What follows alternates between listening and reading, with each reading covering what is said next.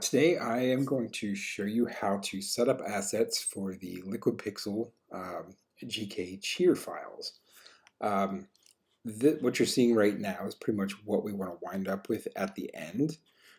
It's just a 1200 by 2000 pixel image, and there's various pieces that are in here that we can turn on and off in order to export them as individual graphics that get recolored and um, used later on. So when you get the file from design, oftentimes what you're looking at is just a regular AI file. I actually create a separate folder and kind of work in one folder, and then that way I know everything is together for that style. So let's get started here. If you open the file, you get something that looks pretty similar to this. Most of the time they look roughly pretty similar, so this should be about what you're used to seeing. The first thing we want to do is, because there's a lot of stuff in here and a lot of it we don't actually need, so we're going to go ahead and get rid of that. Things you can get rid of right off the bat are the avatar. We don't need the avatar at all, so we can get rid of that. Any initials, disclaimers, or sewing notes can be deleted along with the style number, so they can all be taken out. If it has an extra sleeve design where it shows the side of the sleeve, right now we don't have a side view of any kind, so we can actually take that out. And then you want to make sure with what's left, you turn everything on. Right now, what we're looking at are the jewels, which are these numbered layers here, and they should definitely be on. We have a letters, which has all the area letters that show us which colors and fabrics go in which places on the front and back of the garment. Obviously, the GK Cheer logo. And then this is the actual silhouette designs, and it's broken up into a front and a back. So before we copy this into a new document, the first thing we're going to want to do is break everything down into a front and a back, so that when you copy it, you can turn on just the front or turn on just the back and work with just those pieces. Usually the silhouettes are broken up that way already. If not, you can turn off all your other layers, and you can just grab those pieces either with the selection tool or the direct selection tool, and then group them together so that they're in their individual groups. So those are already front and back, so that's good. The logo itself is just listed there. Just to avoid confusion, I'm actually going to type in back in its thing, just so that I know that it actually goes on the back of the garment. The letters are a different story. The letters are all together in one giant group, and they're not divvied up at all. I find the best way to take care of this is to lock anything beneath it or turn anything else off. Right now they're in one giant group, so I'm actually going to ungroup them, and then I am going to make sure I get all the ones for the front and group those, and then all the ones for the back and group those. So now you should have two groups, and you can name them accordingly, front and back. And if you have a better way of doing this, you definitely can. It's just, this is the way I do it, so I try not to, I try to make everything a little bit easier. All right, same thing here. The jewels sometimes are just a front or a back jewel, but in this case, there's actually some on the front and the back. So I want to make sure to get the front jewels and the front letters, and I'm gonna grab those with the direct selection tool and group those together, and then do the same thing with the back. So then I can name them back and front. I'm going to lock that one and move on to the next layer. Same thing here. Just want to make sure to get all the pieces. I'm going to call those, front. And same thing here. Oh, looks like I got a front one there. So I'm going to turn that off. Grab those. And that should all be the back. Okay, so now we have everything broken up into front and back, and we know exactly where everything's going. So the next thing we're going to do is we're going to actually grab everything on the front, and you can, since everything's grouped, some things are grouped, some things are in different layer, in a layer. It may try to grab the whole thing, so you want to use your direct selection tool and just pull the things from the front. Because they're so close together, if it gets tricky, like you see I grabbed the G from the back there, you can also use the lasso tool and just draw a circle around your front or your back. All right, and then click the selection tool, and what we're going to do is we're going to drag the front on top of the back. We want to line it up as much as possible because we're going to scale these together when we copy them over to a new document. Usually some points will line up a little bit. In this case, it looks like the front of the garment's a little longer than the back. So I'm going to line them up at the top of the collar and the bottom of the sleeve. And it looks like right there is about right. So what we have now is like the entire garment with all the jewels and everything turned on, divided into front and a back, and then laid over top of each other. So now we can literally copy and paste this into a new document. That is the correct size. We'll scale it up to make sure it matches all the other garments, and then we'll start breaking it down. So what we're going to do is create a new document, 1,200 pixels by 2,000 pixels. You want to make sure it's in RGB color because it's going on the web, and the same thing with the screen raster effects. Make sure they're at 72 ppi. And then you can hit create, and there it is. So the first thing I would do is either grab, if you have an older version, if you have a image from a previous style, which I believe I do, or if you have an AI file of one that's already set up, you can use either one. Where'd it go? Where'd it go? In this case, I have a U182 already set up, and everything's already set up. So I know I have this outline image, which is the front. I'm actually just going to drag that over here in and center it up in our artboard. So this is going to be my template for positioning the one that we just set up over here. So we want to make sure that everything is the same size so that when we swap out tops and bottoms, everything kind of matches up. So what you want to do is you want to make sure you get everything in your document and copy it, Control C, and we're going to paste it, and then really what we're going to do is we're going to try and scale it and position it to kind of match what we're looking at here.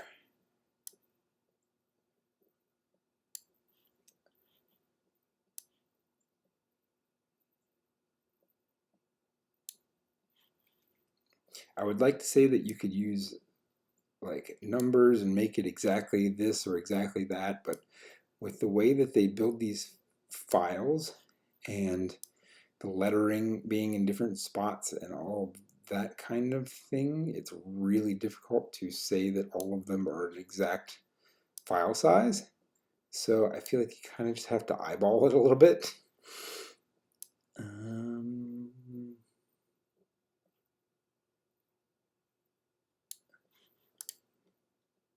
And okay, I think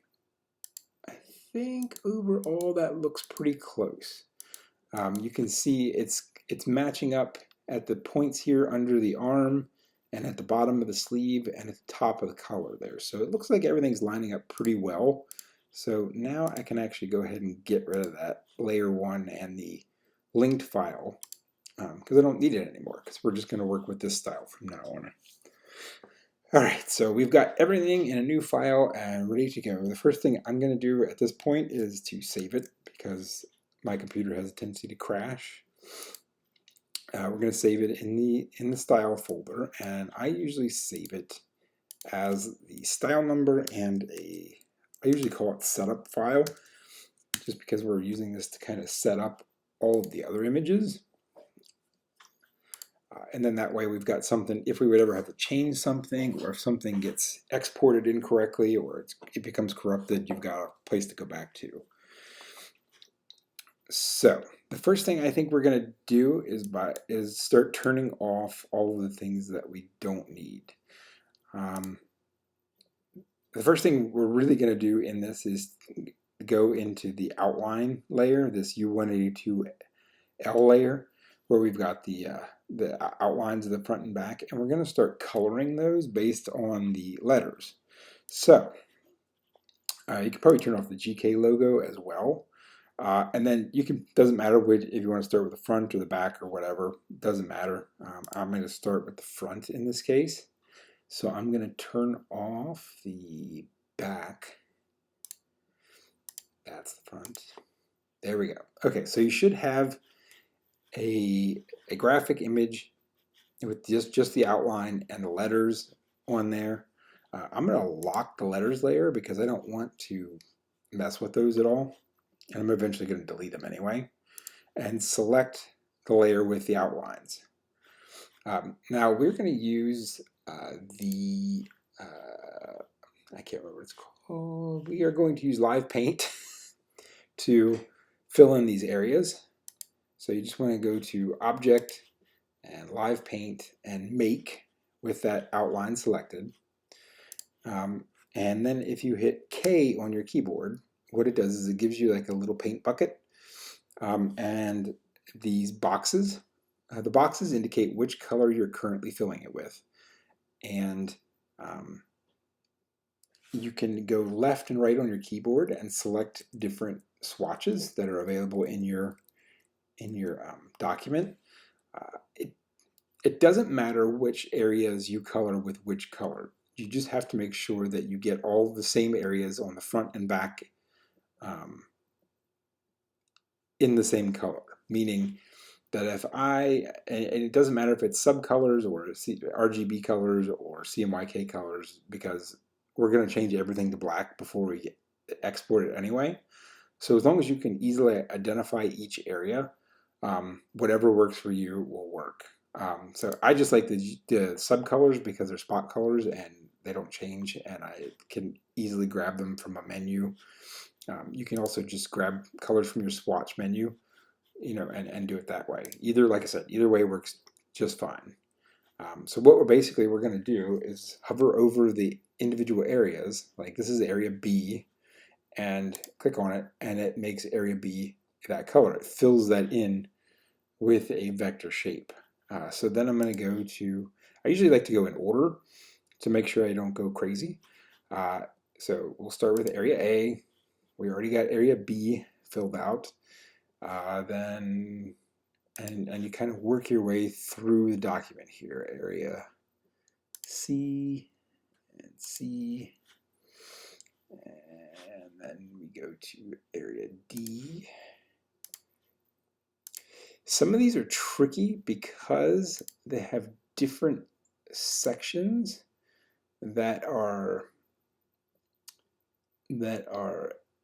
overlap each other. So sometimes it's really hard to tell exactly what is part of the design and what is the actual garment, or like an underlying piece of cloth. But do your best. If you can't figure it out, sometimes it's actually easier to color the other pieces. And so like do section E, section F, G, and then come back and anything else that's left is white. You know that goes to whatever you're missing. So that was area D. We'll go area E and area E again. And this isn't indicated, but it follows the line. So I know that that's also part of area E. And then we have area F. And more area F, and more area F. the same side. Actually, I got area G there, so we're gonna have to change that. So this is area F, and then this is area G. So I'll fix that over here. You can just click over it and recolor if you mess something up. You can also hit right and left and go back through previous colors that you've already used. And it shows it at that little menu at the top of your paint bucket. So that's kind of nice. And then we're going to go to area 1. And finally, area 2. Okay, so as of right now, we have all the white areas covered, the entire garment, all the pieces are in there, and we're good to go. What we're going to do is we're going to move to the back. Again, it doesn't matter front and back if they're the same colors. It's like, so area A is orange here, but it doesn't need to be orange on the back, as long as whatever, because we're going to group the different areas together and make everything black, as long as each area is its own color on the front or back or whatever. So I'm going to quickly go through the back by turning off the front and turning off front letters and turning on the back letters and the back outline. We're going to go to Object and Live Paint. You can also hit Shift Command X, and I can't remember, it's probably Shift Control X, I'm thinking, on Windows, to do that. And like I said, K will get you into the Live Paint Bucket tool, which is right over here on the toolbar if you need to find it. So like I said, I'm actually gonna use left and right and cycle back through my colors that I've used on the front. It's a little quick shortcut. So there's area A, area B. There is no area C on the back, so we have to make sure we make a blank for that. I'll get into that later. Area D. And see, this is where it gets a little tricky to figure out what goes where. So I'm actually going to move back and do area E here and here. Looks like there and there. This is kind of like a giant paint by numbers, but they don't tell you where all the colors go. E, so that looks all like all the area E, area F, here and here.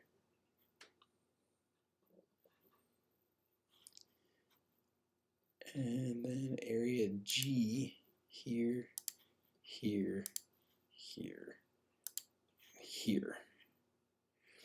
Okay, so then everything that's left on that sleeve is actually going to be parts of area D. So I'm going to go back to that color and fill that in. Okay, so sleeves are done, and on to the next. Area 1, area 1, area 1. Okay, so now we've got both front and the back colored in. You can turn them both on because you can do this at the same time if you want. We actually no longer need the letters anymore. Well, we should probably keep them just for a little bit so we can identify which areas. I take that back. We do still need them so that you can tell which areas are which, so you can label them properly. So we're going to turn I'll keep just the back on here. And right now we're going to click on the outline layer and we're going to expand that. And what that does is it creates a group which has two areas in it. The first group is the original outline, the exact same thing we colored in, and we want to drag that outside and keep that. The second thing are actually the fills. So if you turn this off, you can see it's literally just the fills that we created by using the Live Paint tool. So it actually breaks them all up into individual pieces and saves them all in one group, which is great. Except we want to break them down and group them ourselves. So I'm actually going to ungroup that. And so we've got a lot of little pieces. So what we want to do is select, and I usually start with area A and kind of work my way through again. So I select area A, and then I go to the select similar objects in fill color, and I get all the pieces that are in that fill color, and I group them, and then I actually label this area A. Same thing with area B. I'm actually going to group it even though it's one object, just to be consistent. Like I said, there is no area C, so we'll skip that. Area D, group all those. Area D, deselect, reselect. Area E,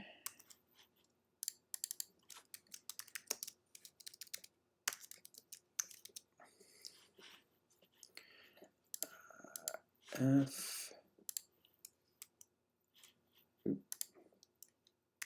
group, not Control F.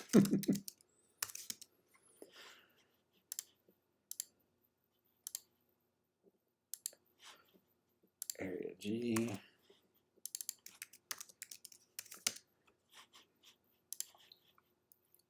and area 1.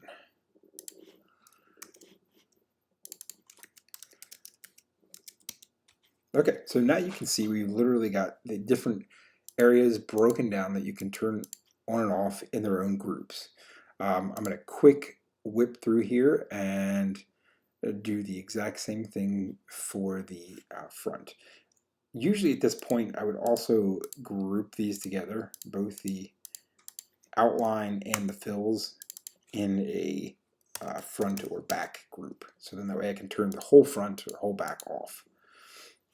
So like I said, I'm going to turn on the front letters, turn on the front groups.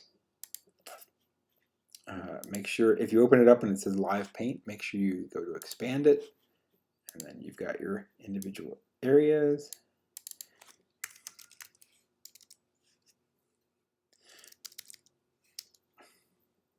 Let's get that out of there. There we go.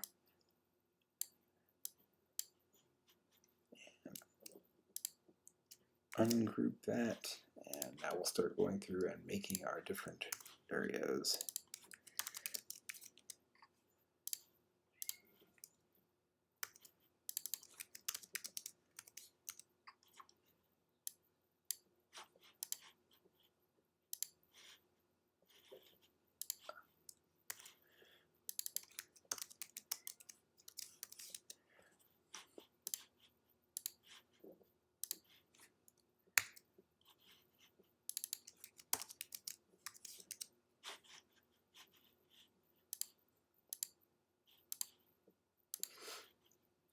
Normally there are not quite this many areas on a garment. This one in particular has a lot of different sections, so that's why there's a lot of them. And in fact, oftentimes I think that there's normally only maybe 4 or 5 instead of 9 like this one has.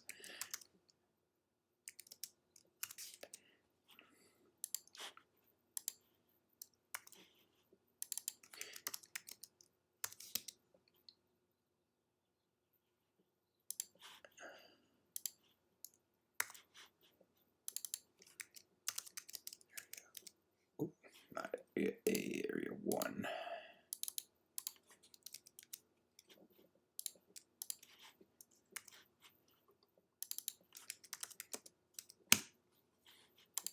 Okay, now all these are broken down, and let's group all that.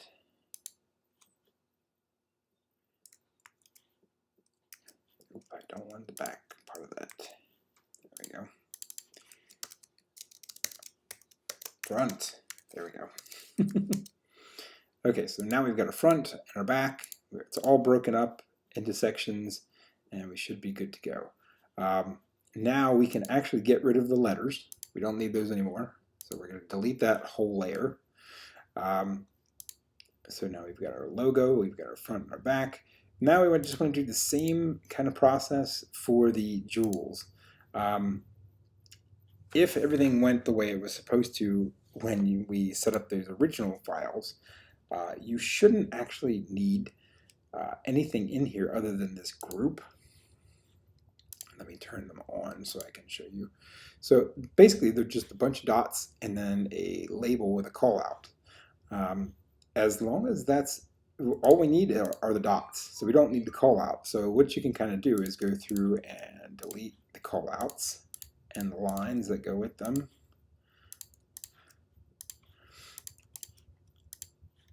And we're just left with the dots. Now, this will be perfectly fine for what we're doing, but the only tricky part is that sometimes, depending on who sets these up, there's an outline on them. Like this one doesn't have an outline, and this one doesn't either. Good. None of these have an outline. So if it did, you're going to want to turn that off and just have the fill so that we can fill everything in the document the same way. So what we're going to do is turn everything back on. So we've got everything in the garment on, the jewels, everything. What we want to do now is with everything selected, so we want to turn everything on, we want to fill everything with a straight RGB black.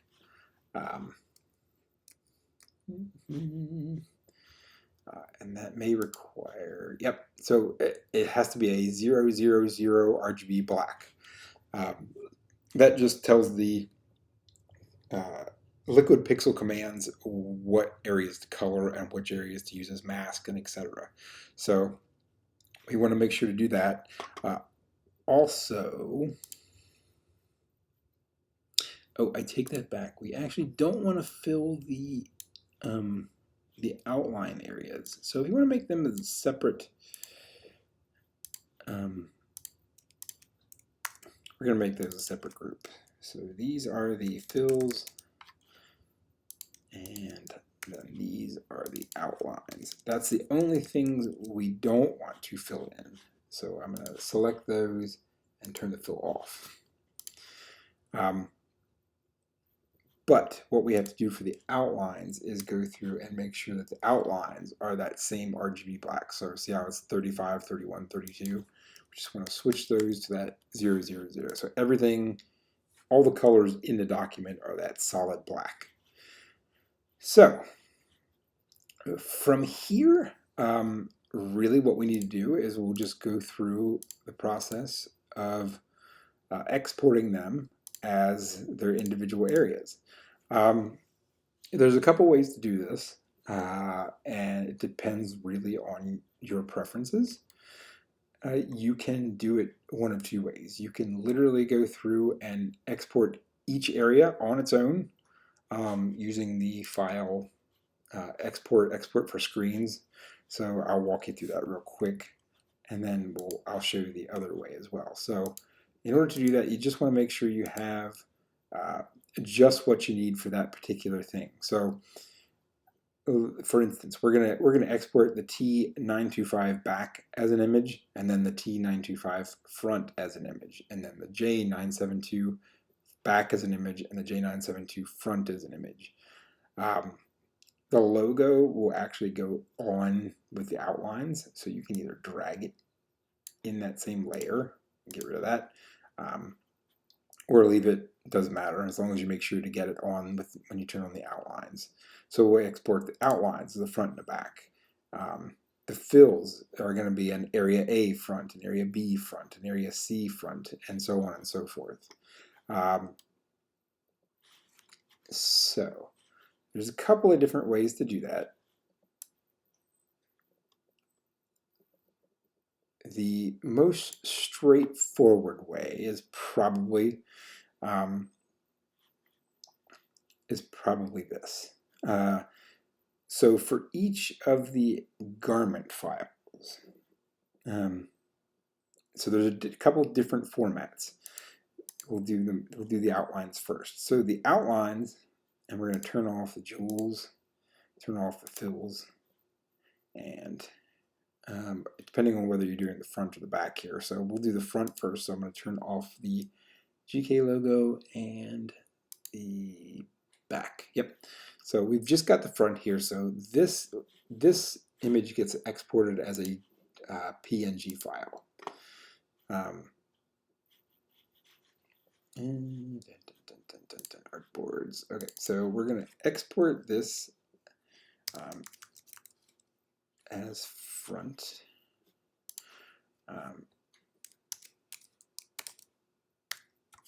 I usually, and you can do it whichever way you want. You can export this and then name it something else. I usually export everything as a 80% JPEG or a PNG. So this has to be a PNG, and you want this to say dash outline. So right now, this is going to export as a file called u182-front-outline, and that's exactly what I want. I'm going to make sure it goes into that same u182l folder. And we're going to click export. And that was successful. And if I go look, u182 front outline, and there we go. We can see that it has a transparent background and it's just the outline. So you're going to want to do the same thing with back. Turn on the back and the GK logo, and we're going to export that the same way. So but instead of front, this is now going to be back. U182 back outline. It's going to the same spot as a PNG file, and there we go. The other things that have to be outlined are the jewel files.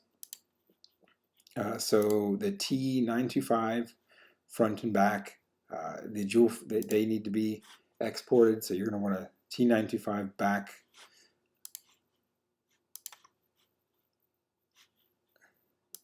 So here we go, your T925 dash back. These don't have a suffix. So PNG, and then front.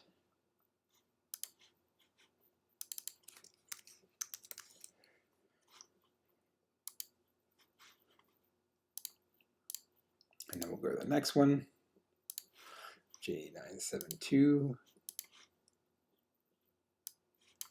J972 dash back.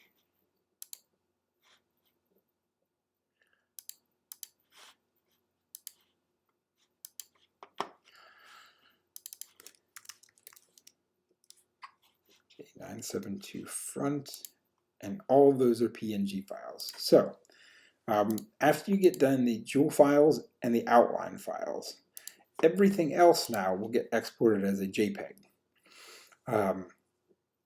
And you can walk through the same process. Those files should probably be called U182L dash front or dash back, and then the dash, and then the area that they're actually in. And you can do that way, or I'll show you the other way to export files. You can continue, like I said, you can continue going through and doing that the way we have before, or you can use Illustrator's asset export. So I'm going to put a background layer on, and I'm just going to put a rectangle that's the same size as our artboard, 1200 by 2000, and center that up. Okay, so basically we have and it doesn't need any fill.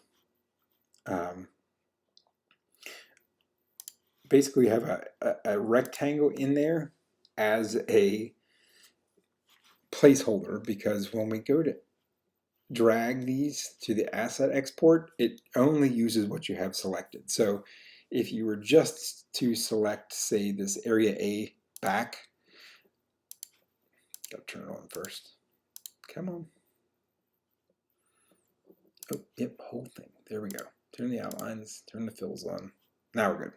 Okay, so if you were only to select the area A, it's only going to put that in a file just that big.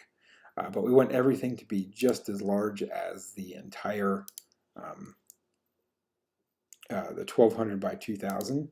So what you want to do is select the background and the area A, and you can actually click this little plus here, and it actually makes an asset 1. So basically what it's done is it's taken area A and that background and created an asset for it. You can even give it a name.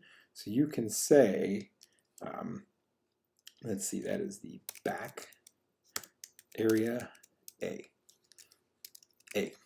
There we go. And then you can move on and do area B. Back area B. And so on and so forth. Now, remember, I said we would have to create an asset for area C because the back didn't have an area C. So if we've got an area A through G on the front and an area 1 and 2, we're going to need to create assets for those just so that when the program goes through, it doesn't throw an error. So in that case, what you can do is just select the back and go back dash area C. So then we'll have a blank one that will just come through.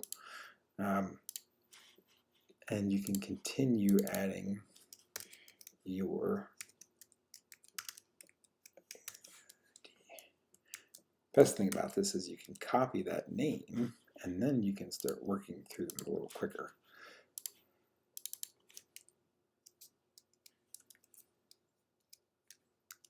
E,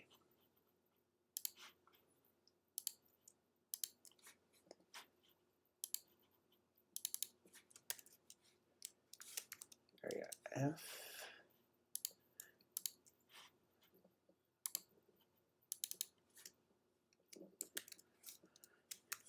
area G,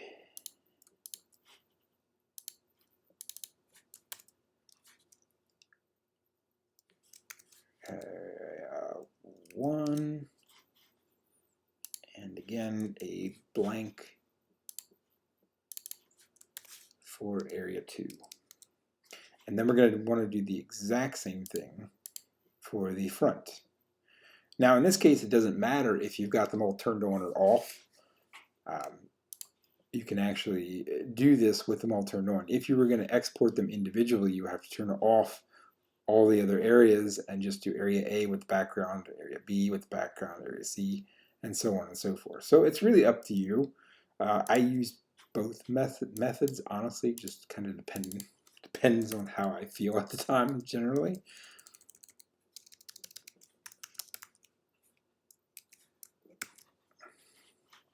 Okay, so now we're working through the front copies.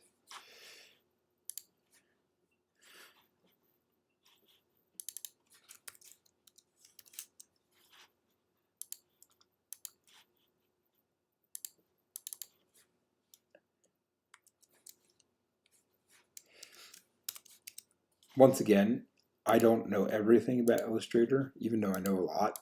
If you have a better, faster, or different way of doing this that's more comfortable for you, feel free to use your way instead, because there's only about 100 ways to get the same job done in Photoshop and Illustrator. So yeah, if you've got your own process, by all means that will work just fine, as long as at the end of it we wind up with JPEGs that are 1200 by 2000 and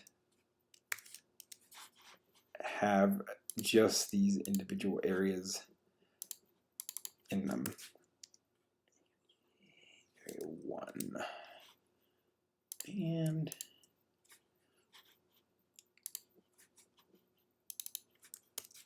area 2. Okay, so now we've made our way through both the front and the back, all the fills. We've gotten the jewels and the outlines put out, so all we need to do now is go through and actually export all these assets. You can do it right here. Actually, you can either click the export, which is what I usually do, or you can change it here. But to get the extra options, I usually click on the export button. You can select where it's going. And also you want to make sure you tell it JPEG at 80. These you could probably even go down to 50, but we'll just keep them at 80 for right now, just in case we have something that's really detailed. There's not really any other options that we need. We can put a prefix on them, and I got to that by, if you click the little options box here, it will bring up the whole box. So then you can literally put in like U182 dash, and it's going to put U182 dash and then the name you called it. So back area C, so you don't have to rename all that stuff here. It's really nice. Click export assets,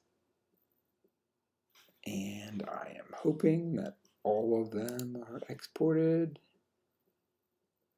And it looks like it's going through, and oh, it didn't do all of them, it just did the one.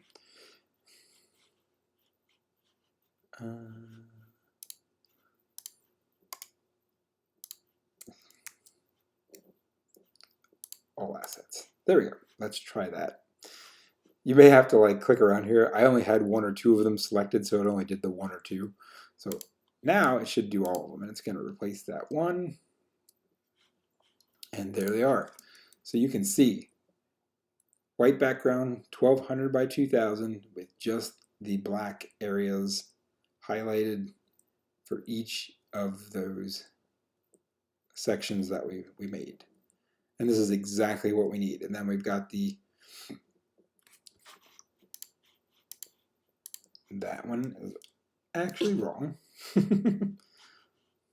It was actually this one, but I clicked the PNG. So we've got the front and back jewels for that one, and the front and back jewels for that jewel, and then the outline and the front outline. And this whole range of images is exactly what we need, and that should be it. After I finish all of that, I generally save this file again. You can save it before that, just so that you have the setup, and if we need to come back to anything, it's all saved in there. It'll retain your asset names and all that. It'll also, keep all your changes and stuff that you made. So if we would need to change something, we can go back and do it quickly. And that should be it. If you have any questions, you can email me. I'll make sure to put my email address down below, or you can just make some contact with me. All right, thank you. Bye.